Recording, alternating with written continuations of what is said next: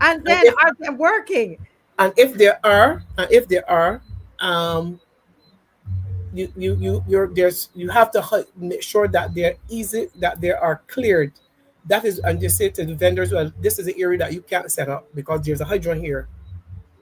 So you make sure that that you can easily see where the hydrants are, so that if they're that vendors do not set up on this area, if not, because we cannot have access to the water if there's anything like that. But they must be clearly marked. And the side streets, are we going to move them from the middle of the main road of Swan Street and use the side streets? I have never seen a hydrant right in Swan Street though. I've not seen No, any. no, right.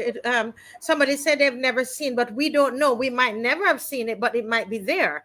And I think that, all of those, and as you said, I think we have to be reasonable. The fire, they have to do what they have to do, right? The fire service has to do what the fire service has to do.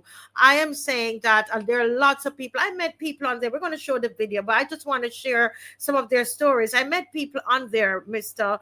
Babb and viewers, who say to me, I've been on Swan Street for 30 something years, and my daughter, I have three children. She said, a 31-year-old daughter, 20 something year old, and an 8-year old. And she said she sent all of them to school from Swan Street. So can you imagine what's going through her head right now? And she's never seen a fire truck try to come through Swan Street. In all the And years we're here, in yes. all the years, and the people are saying that what the people are saying is that they will move. They said if a fire is coming, we will be gone before the before the fire truck gets here. We would be gone. But let's just show the video that we have here, please. Okay. Without getting any audio, Dave. Okay, so he's gone to work on the audio there.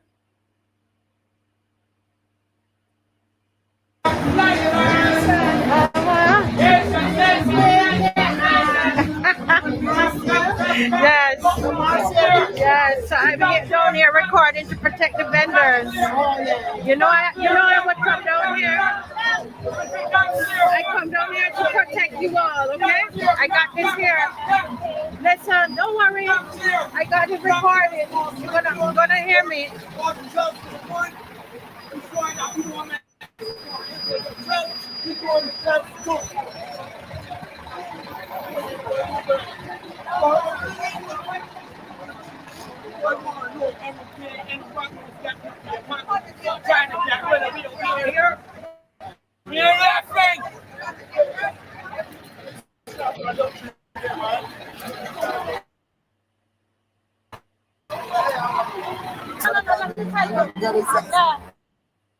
We came with the camera just so because we're here for the vendors, okay?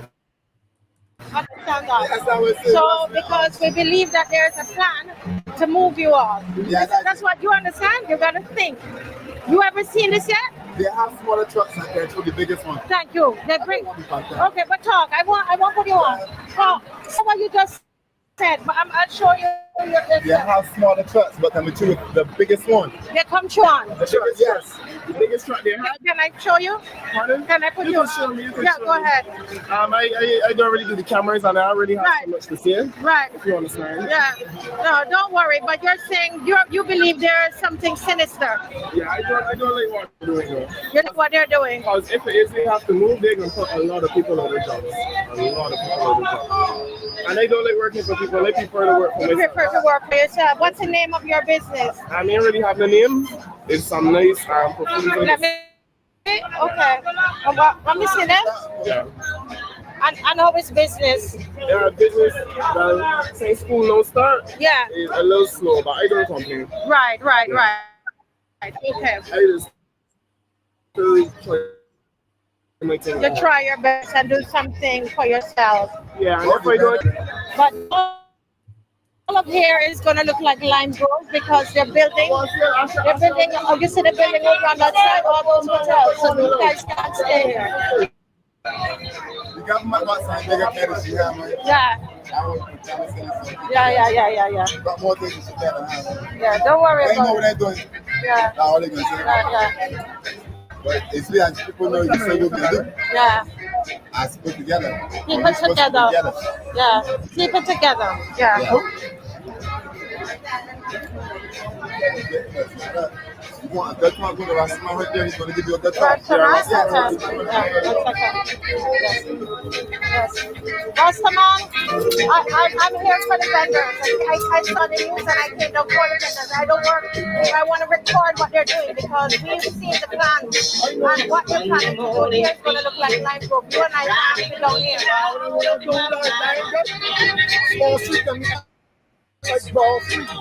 Can I record you?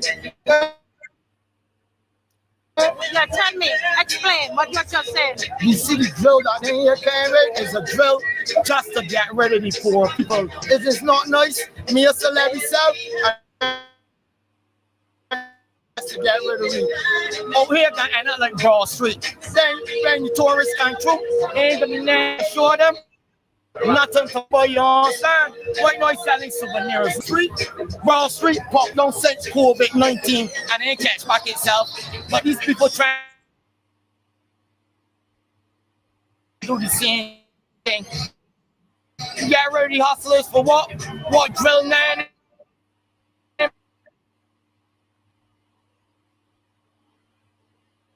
Burning. It's just a drill to get rid of the hustlers. Seeing it. 85 trying to do this for purpose. Like next thing they're gonna do. Blessing, love, fear. Yeah. All right. Barbados. Yeah. It's me, Jason Trotman. I see that noisy hustler for free. So everybody can be a policeman, a fireman. This is a trade, hustling, real thing, self-employed. The best work anybody can do in this thing. Blessing, love, fear. Okay. Yeah. All right, Dave. Let's take a break from it. Yeah. You can keep it, but turn down the audio. Turn off the audio, but you can keep it running. Yeah, it's sticking for me. Dave. Yes, you could keep it going, but just remove the audio. I hope. I'm very sorry, guys. We're just having a bad. It seemed like in Barbados. In terms of yes, in terms of internet, yes, Internet is just bad because people are messaging me and saying it's terrible. It's bad for them as well. So I hope you can see, right? Eugene, you're saying what I'm saying, and I want to keep it up there in case anybody tried to think that I'm against the fire service. I want to be very clear in what I'm saying that we are there. We have to ensure that they work with the people.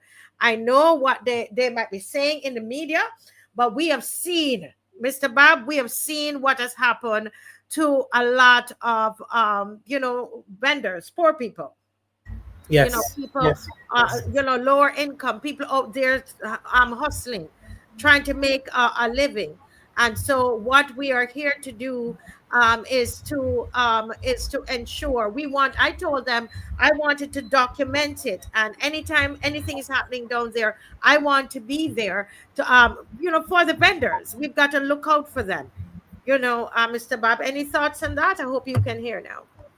Yeah, whatever plan that they have in terms of Swan Street, the vendors must be not be disadvantaged. They must be placed in a situation where they continue to provide for themselves in a respectable way. You do not move them from an area which is lucrative, which is good for the business, and you move them away to some backstreet place or somewhere that their usual customers find it difficult to get there. That is what happened on Spring Garden and all with the vendors. Mm. And the traffic has been reduced from considerably for those vendors having access to good sales. So whatever plan that they have, it has to make sure should make sure that those vendors are in a position where they continue to earn in a respectable way. And I am beginning to wonder if the Bridgetown plan by this government includes the whole dismantling of some place like Swan Street. You know, Keep Swan Street going. Theatre Keep is a going. massive It's thing. interesting. Keep You going. have a plan coming from all down Bridgetown all the way down the west coast, which presents a country similar to Little Dubai. Are we going to have an area within that in that plan that gives the atmosphere of for people shopping and vendors um, congregating in an area, a part of that luxurious plan that you're trying to project onto the world? Are we part of the plan? How are we as this? Whatever plan you have for Bridgetown, does it include the poor, the masses of people? So you see what is happening, and you have to think, and you have to be clear in our minds that whatever plans that they have right along the coast or the redevelopment of Bridgetown, it includes our persons. Yeah, yes. And someone said that, that the Swan Street, who is it that's saying, Kamar says, truth is, Swan Street has become overcrowded and the lawlessness of smoking has taken over the street. That Well, is not true. That is not true. Barbadians don't go to places where there are extreme lawless behavior.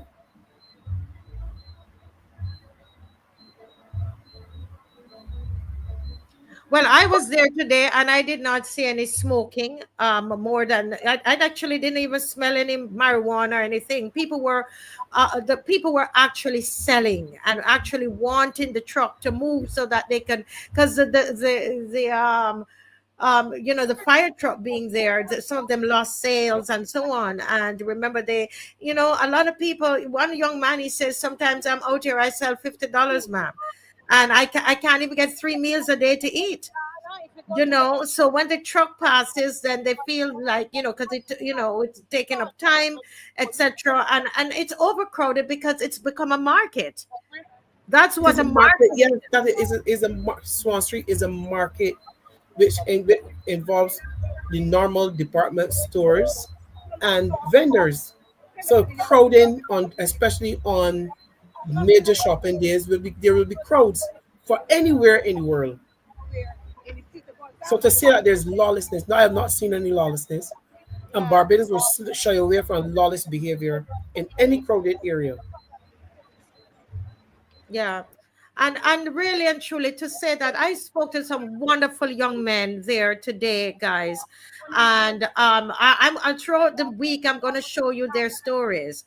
And wonderful, wonderful. And they are really about working. And one of the young men, he said to me, ma'am, I would like some land to do some agriculture. I want to plant some fruit trees. And he has a great agricultural plan for Barbados. And I'm going to share with you, he's 28, got a one in English, and he's out there selling his little oils and his fruit juices and all of those things. And you know what? They work very well together. They work well together, and that's what they're saying, that they said, ma'am, we are going to work with the fire station because they don't want to move. And I'm just saying, we don't know what the intention of the fire service is. What we're saying, because of what Mr. Babb said, how they move the people from, you said it was from, what's the name of the street? So basically, they came through here, but it took Can't them a hear very you. long time to You're You're muted, muted, Mr. Mr. Bob. Bob. So they took Yeah. from Spring Gardens, right? Let's Yes, see. we move vendors into like Spring Garden. The So they vendors who used to sell. Yes. Some vendors are down there, vendors market. And the traffic has been reduced considerably. So I'm saying to them, whatever plans you have for Swan Street and to reduce the crowding in Swan Street because of possible fire hazards, please make sure that the vendors there or whoever you move are placed in a situation where that they can still have major access to traffic walking through to be able to sell their wares and to make money and to earn. yes. Something that Michelle is saying here, that I think that a lot of Barbadians, I find here that we don't do enough entrepreneurship. Okay, can I just say that? When you go to when you go to Kenya, when you go to Ghana, and you see, I mean, the streets and the people selling, and there's a freedom to sell. That's what Swan Street represents. As they said, Yes. Bridgetown, Broad Street dead. The man said Broad Street is dead. The activities on Swan Street, Yes. so what it is that we want the authorities and the vendors to work together to give us a Swan Street. Nothing is wrong with a Swan Street. It is overcrowded because it is a place, it's a market. Is a market. It Yes. is a market. And so you need to have the proper fire hydrants, everything. It's a working together. And if this exercise is a working together with the fire, the fire, with the fire station and the fire officials, well, then that is great. All we're saying is that we are going to watch, right? And every country has a Swan Street. I know we don't like anything that look as though it is seems untidy, but it's not untidy. In that chaos, they're organized, everybody, and their stuff is neatly laid out, Mm-hmm. and they're from beds all the way up, neatly done. And so in that, it's organized chaos, and we go and you go and you shop and you leave. If that's not for you, then you go to the mall, you go to Sheraton Mall, right? Agree. Right. But there are people who go to Swan Street because they get $1 off, and but there is a Swan Street in every country. Your dollar can stretch a little more than if you go into a mall. That is why they go to Swan Street.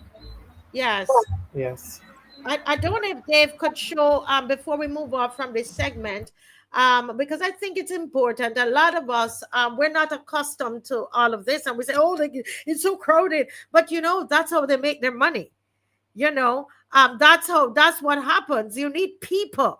So you don't need to place them. It's like what they've done with the coconut vendors on the road, because people say, "Oh, they are crowding up the roadside," but they're selling. Everywhere you go, you find. Listen, we're in Ghana, and you could shop for your entire house on your way home.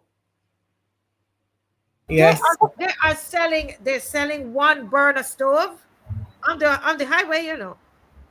They're selling they're selling raw chicken, You are who you are. right? Mm. Dave, there's a sound coming through. Let me turn that off. Right? They're selling all kinds of different things in Ghana. We were just shocked. We were in a culture shock.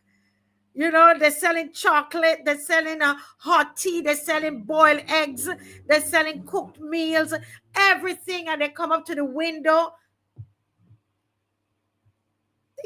It's what happened, and the tourists love.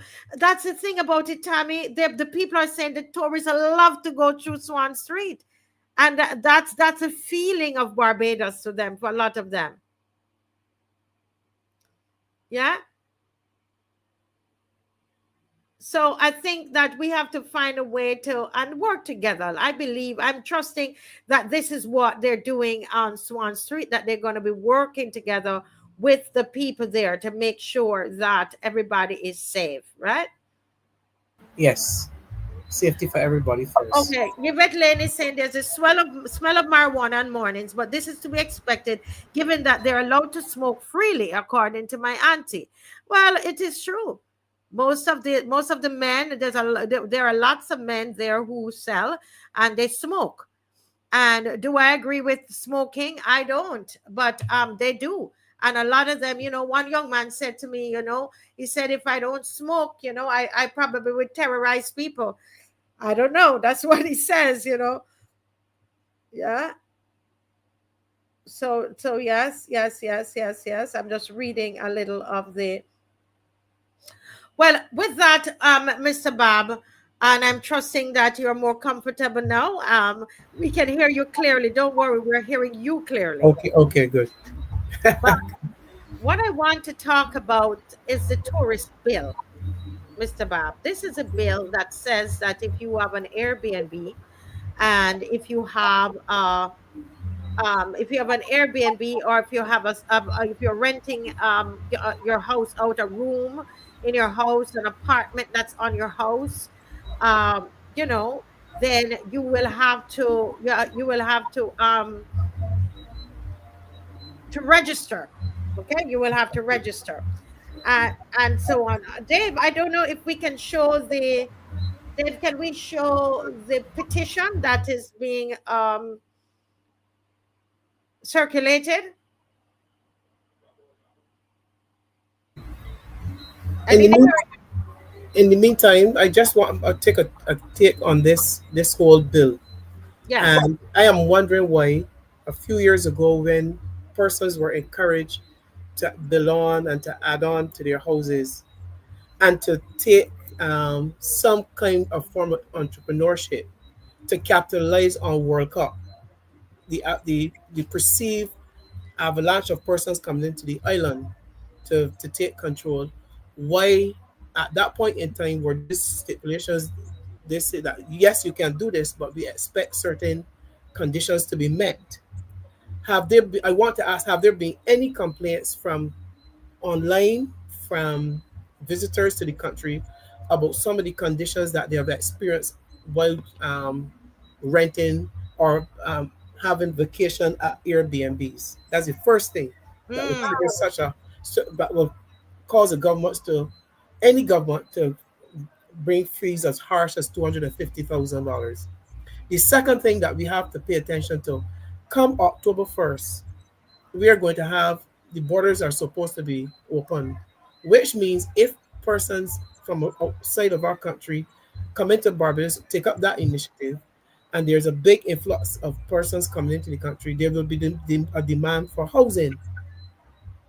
So this government um, has on their agenda an opening, and they realize that that demand must be met somewhere.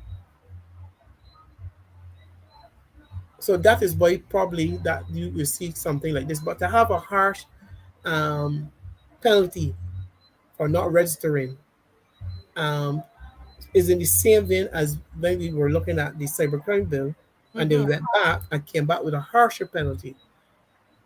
mm-hmm, mm-hmm. So you're telling you're encouraging your people to look at making money, but then you are applying some stringent penalties if they fall short of certain conditions. So I am saying that it seems that working at cross purposes. Um, what are you? What are the expectations if you want to be registered as an Airbnb or a Yeah. place of residence for? What are the expectations? What are the conditions that must be met? What is the timeline that they are given, that they're being given to meet these conditions? Yes. Very good points there. Because I remembered when people were being encouraged, Mr. Bob, to build, to do some renovations on their homes so that, they would be able to accommodate people for World Cup. And you know what? There's a lots of people who did it and they didn't get anybody. And so, I mean, as entrepreneurs, if you would have spent that money and put an extension on your home, and you're going to be able you're going to try to look for people to rent your home to. At least we had some people in, and they were able to pay way cheaper than the hotels and be able to stay somewhere there. It was actually in St. George, and they enjoyed it. They actually enjoyed. I see people all in town, different places in town, and they're having, they have a very very good time. So what we have, Dave, I think Dave is having some challenges too. He's dropped out. Dave, we wanted to put up the petition because I want everybody to sign this petition. Dave, let me try to send it to you again. I don't know if he's hearing me. Folks, bear with us tonight, where it's a lot of interruptions that we seem to be having tonight. Yes, thank you. Okay, great. Oh wow, only 668. persons have signed. And Dave, if we can get it in the chat, in the comment section. All right, if we could get it in the comment section. Petition regarding the proposed tourist accommodation bill 2025. You know what's so great about this? We didn't do this. This came from people who they came together, people who have Airbnbs. They did this. Isn't this amazing, Mr. Babb? And this is how you know that people are waking up. They are waking up and they're recognizing that if we push hard, there was a time people said, leave them because you don't know, we don't, they're going to do what they want to do. But people are actually waking up and doing something. And here in the chat, you're going to see the link. Everybody, look where you see the Marcia Week Show or the Africa Bridge TV network. You will see the link there. You can copy the link. You can go ahead, please, and copy the link and sign.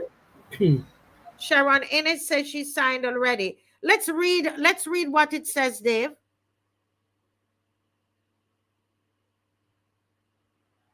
Let's read what it says. We want to support this thoroughly.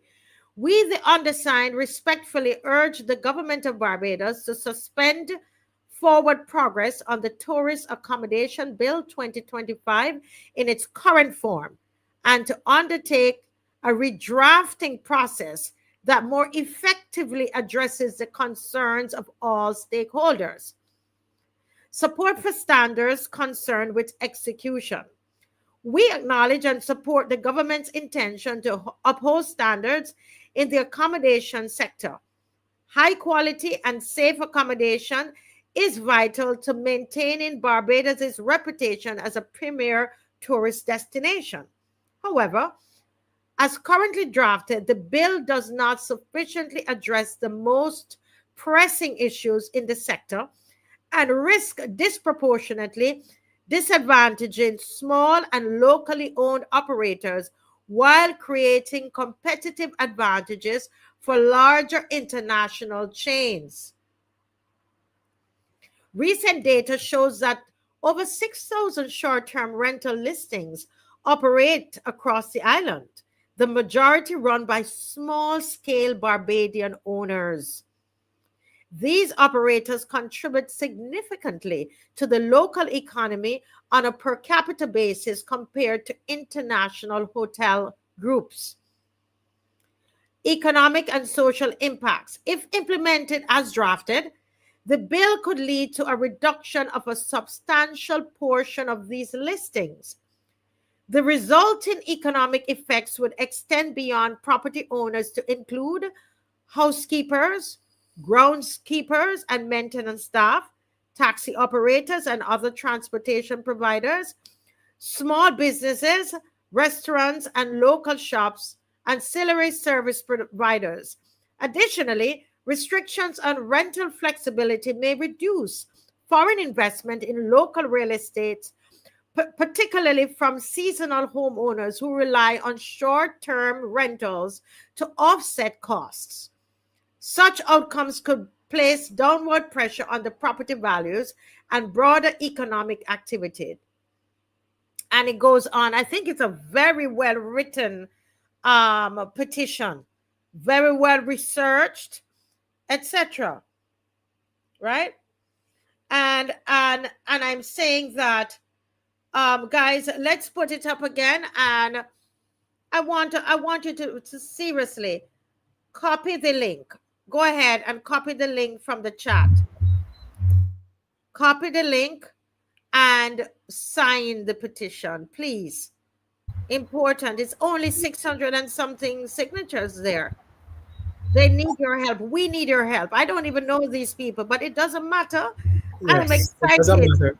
Yeah, But go this, ahead. Mr. yeah, Go ahead. Marcia, this represent this type this as is this form is what these persons who are putting their cause out there represent the type of critical thinking that we should be seeing in government. Again, at the beginning, remember there's a language that says this bill in its current form.